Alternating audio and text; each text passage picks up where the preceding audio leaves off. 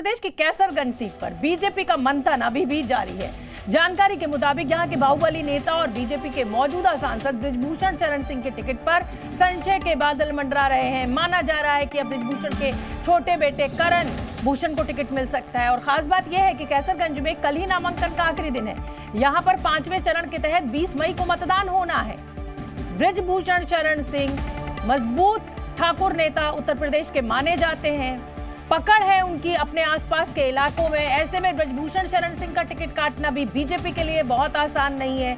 और ये मुझे लगता है कि बीजेपी के लिए पहली सीट है कैसरगंज, जहां पर इतना विलंब हो रहा है। कल नामांकन की तारीख है और अब क्योंकि बृजभूषण को लेकर महिला पहलवानों को लेकर जो विपक्ष है वो हमलावर हो सकता है और इसका ध्यान रखा जा रहा है कि कहीं आने वाले चरणों में बीजेपी को नुकसान ना हो जाए। इसलिए अब शायद रास्ता ये निकल रहा है कि बृजभूषण के बेटे करण भूषण को ये अब टिकट कैसरगंज से मिल सकता है।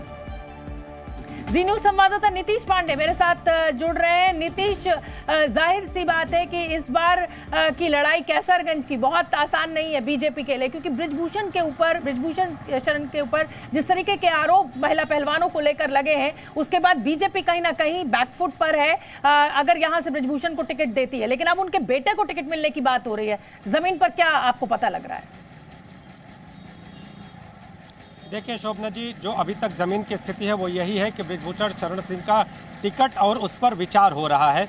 हालांकि अब देखना ये होगा कि जो पार्टी आलाकमान है वो इस पर क्या निर्णय लेता है। लेकिन जैसा कि आप भी बता रही हैं, ये सच है कि बीजेपी के लिए असमंजस की स्थिति है कैसरगंज लोकसभा की सीट। वजह यह है कि बृजभूषण शरण सिंह वो चेहरा है जो उस पूरे क्षेत्र में सिर्फ और सिर्फ बृजभूषण के नाम से नहीं जाने जाते हैं, बल्कि मददगार के तौर पे, वोटों पर पकड़ के तौर पर, राजपूत नेताओं में अच्छी पैठ के तौर पर बृजभूषण शरण सिंह का नाम आता है। लेकिन पिछले दिनों जिस तरह से विवादित हुए वो, जिस तरह से महिला खिलाड़ियों ने आरोप लगाया और उसके बाद बृजभूषण शरण सिंह का नाम विवादों में आया, तो भारतीय जनता पार्टी इससे बचने का रास्ता भी निकाल सकती है कि बृजभूषण शरण सिंह। नीतीश, मुझे ये बताइए, आप जमीन पर मौजूद हैं, अगर बृजभूषण शरण सिंह के बेटे करण भूषण को टिकट मिलता है तो क्या उम्मीदें हैं?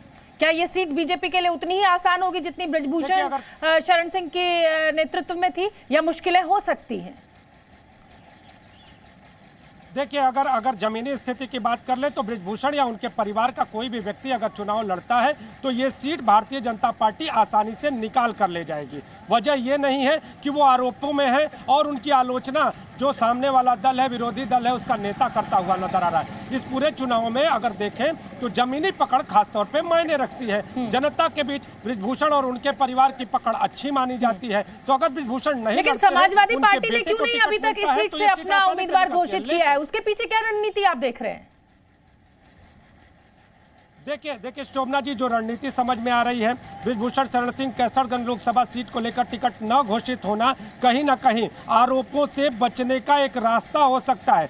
अगर बात करें वेट एंड वॉच की स्थिति भारतीय जनता पार्टी की भी थी। अगर इनका टिकट पहले ही घोषित कर देते तो भारतीय जनता पार्टी क्यों नहीं अपना उम्मीदवार घोषित कर रही है? क्या समाजवादी पार्टी ने अपना उम्मीदवार घोषित कर दिया है नीतीश कैसरगंज सीट से?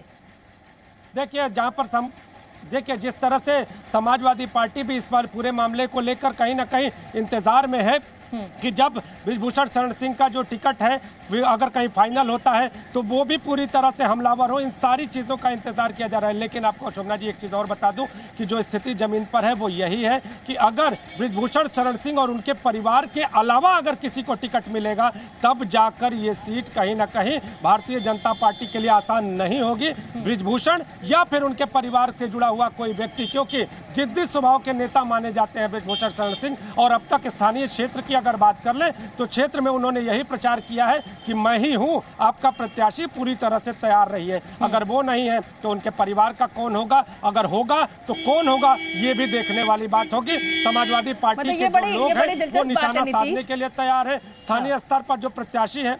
हाँ नीतीश, ये बड़ी दिलचस्प बात है। चाहे रायबरेली सीट हो, वहां पर बीजेपी इंतजार कर रही है कि साहब कांग्रेस अपना उम्मीदवार घोषित करे, या कैसरगंज पे बीजेपी अपना उम्मीदवार घोषित नहीं कर रही है अपने कारणों से, और वहां समाजवादी पार्टी इंतजार कर रही है कि साहब यहाँ पे ये अपना कैंडिडेट बताएं तो फिर हम अपना कैंडिडेट उतारें। लेकिन अगर मैं समाजवादी पार्टी के कैंडिडेट की बात करूं तो किनके नाम चल रहे हैं, कौन है लड़ाई में यहाँ पर?